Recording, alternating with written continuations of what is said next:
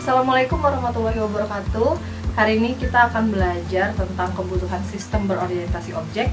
Jadi, kebutuhan sistem berorientasi objek ini direalisasikan dalam kehidupan sehari-hari. Misalnya nih, sistem perbankan dengan objek mesin ATM itu memiliki kebutuhan sistem yang berbeda-beda, baik di sisi nasabah, di mesin ATM-nya, ataupun di sisi pegawai banknya. Nah, itu akan kita pelajari di bab ini, oke? Nah, kebutuhan sistem berorientasi objek ini sangat berhubungan dengan analisis dan desain sistem. Nah, analisis sistem itu sendiri adalah kegiatan untuk mengetahui bagaimana sih sistem itu berjalan, kira-kira sistem itu berjalan atau tidak, terus bagaimana sistem ini ke depannya, bagaimana akan dikembangkan, dan analisis ini juga berhubungan dengan dokumentasi dari sebuah sistem. Nah, kalau desain sistem yaitu adalah konsep perancangan sistem yang didasarkan dengan pemodelan sistem berorientasi objek. Jadi, analisis dan desain sistem ini sangat berhubungan erat. Jadi, analisis ini ibaratnya bagian dokumentasinya, sedangkan desain sistem merupakan bagian dari realisasi dari analisis itu sendiri. Jadi, apa yang dibutuhkan di analisis itu yang akan ditampilkan di bagian desain sistem.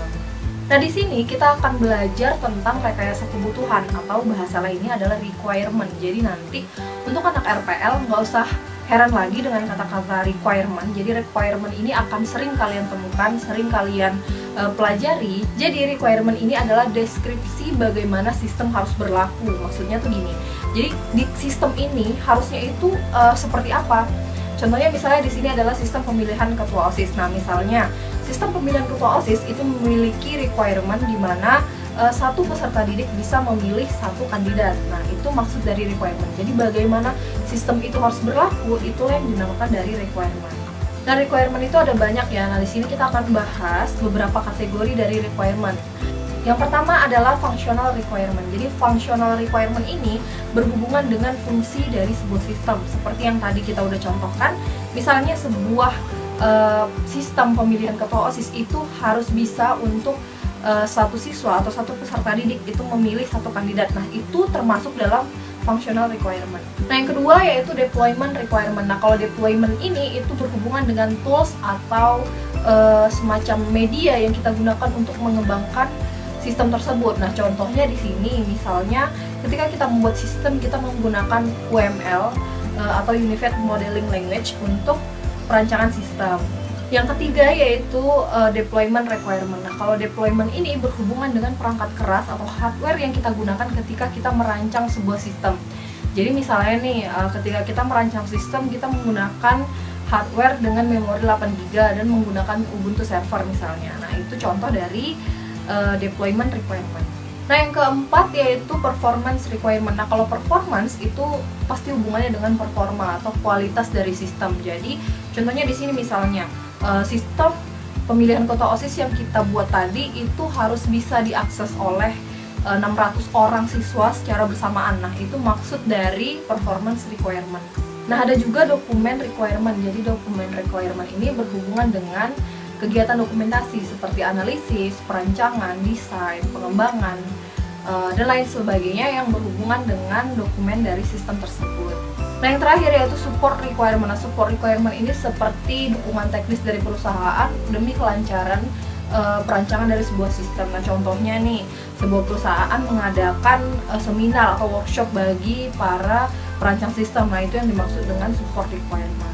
Nah, kalau tadi kita ngebicarain tentang kategori jenis requirement yang harus kalian ketahui. Nah, sekarang ada jenis requirement yang umum biasa digunakan dalam perancangan sistem. Ada dua, jadi nggak perlu banyak-banyak. Biasanya sih kalau pakai dua ini aja itu udah cukup kalau misalnya kita merancang sistem. Yang pertama yaitu adalah functional requirement.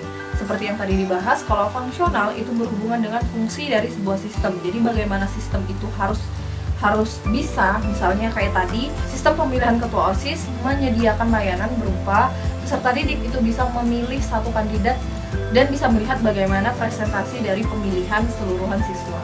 Nah, kemudian kalau non-functional requirement itu adalah requirement yang berhubungan dengan batasan dari sebuah sistem.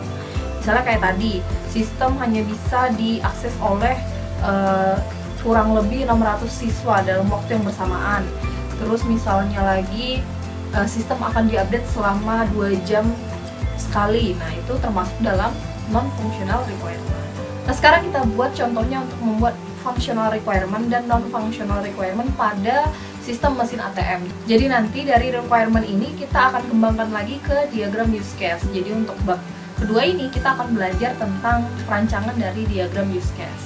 Oke, kita akan bahas contoh kebutuhan fungsional dan non-fungsional dari mesin ATM. Nah, jadi yang pertama, ATM ini harus bisa melakukan pembukaan rekening. Terus yang kedua yaitu penyetoran tabungan. Terus yang ketiga yaitu penarikan tabungan. Terus melakukan pembayaran, melakukan transfer, melakukan pengecekan saldo, dan melakukan penutupan rekening. Nah, hal-hal ini yang tadi sudah disebutin itu harus bisa dilakukan di sistem perbankan pada ATM. Nah, untuk non-functional requirement atau kebutuhan non-fungsional, ini contohnya yang pertama yaitu user atau nasabah itu butuh waktu sekitar 5 menit untuk mempelajari fitur-fitur yang ada di mesin ATM.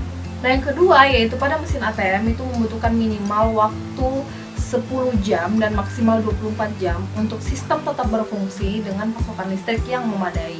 Nah, yang terakhir yaitu ketika sistem berhenti, sistem membutuhkan waktu kurang lebih 5 menit untuk bisa digunakan kembali atau untuk bisa beroperasi kembali. Nah, berikut itulah merupakan beberapa kebutuhan non-fungsional atau non-functional requirement dari mesin ATM.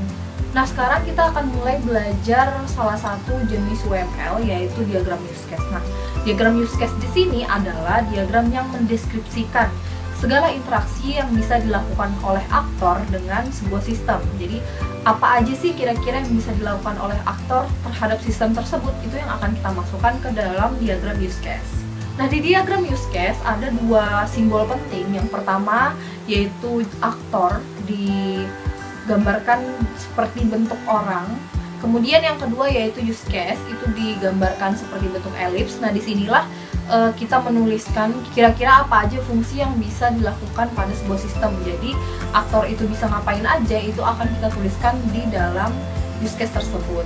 Nah, di sini contoh diagram use case misalnya. Nah, sudah ada aktornya, sudah ada use case-nya juga. Use case-nya bisa ngapain aja sesuai dengan kebutuhan fungsional yang tadi udah kita buat.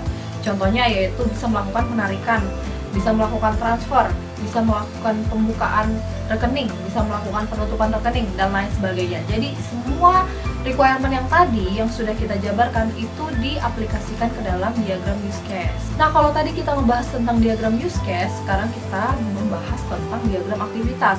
Nah, kenapa sih diagram aktivitas dan diagram use case ini dibahas bersamaan? Karena diagram aktivitas di sini itu menggambarkan bagaimana aktivitas yang bisa dilakukan oleh objek atau oleh aktor kepada sebuah sistem. Jadi kurang lebih sejalan dengan diagram use case tadi. Nah, kalau use case tadi ibaratnya dijabarkan secara per fungsinya, nah kalau diagram aktivitas ini dijabarkan berdasarkan kegiatan yang bisa dilakukan oleh aktor kepada sistem tersebut. Nah, ada beberapa simbol-simbol penting dalam diagram aktivitas. Yang pertama ada start point. Nah, start point ini untuk memulai dari sebuah diagram. Kemudian ada end point, itu untuk mengakhiri. Nah, kemudian ada aktivitas, itu disimbolkan dengan code. Nah, di sini adalah berbagai aktivitas yang bisa dilakukan oleh aktor kepada sebuah sistem. Nah, kemudian ada juga decision, itu untuk pengambilan keputusan, misalnya jawaban iya atau enggak, atau pilihan dari beberapa pilihan, 2 pilihan biasanya. Nah, kemudian ada percabangan. Nah, bedanya dengan decision, kalau decision itu dipilih salah satu, nah kalau di percabangan ini berarti dua-duanya harus dikerjakan. Nanti kita akan lihat bedanya ketika kita sering membuat sebuah diagram aktivitas. Nah, yang terakhir yaitu ada penggabungan atau join. Nah, di sini adalah 2 aktivitas atau lebih itu digabungkan menjadi satu aktivitas. Nah, berikut merupakan contoh diagram aktivitas dalam sebuah sistem mesin ATM. Jadi, untuk start point atau mulainya itu dimulai dari mesin ATM.